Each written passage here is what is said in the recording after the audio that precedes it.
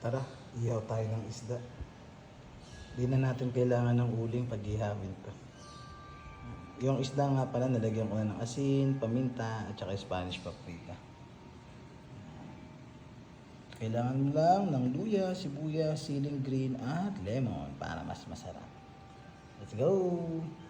Ilagay natin sa loob ng tiyan yung luya, siling green, at sibuyas.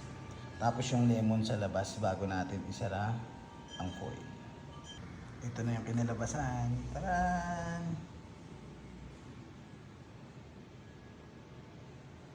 Tara, sarado na natin. Balutin na natin. Dito natin siya ihawin. May steam siya pero ipaubos mo yung tubig para maging inihaw. Basta magulo. Papakita ko na lang mamaya.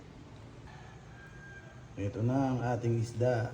Pero syempre, kailangan natin ng takip para sa kanya. Ito takip natin sa kanya. Ang shield ni Captain Eremica. Let's go! Narinig niya ang tunog na yan. Ibig sabihin yan, wala na siyang tubig. Lagyan lang natin ng tubig.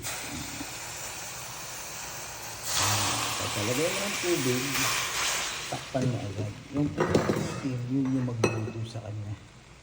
Okay, takpan na natin ang shield ni Captain Eremica. Antay lang tayo ng ilang minuto. Pag naubos na yung tubig, saka natin baliktarin. Pagkabaliktad, dagdagan natin ulit ng tubig. Binaliktad ko na. Dinagdagan ko na din ng tubig. Tapos na. Hindi tayo napagod magbabaga. Silipin natin. Ayan na. Sarap na ito sa tutong. Kalami.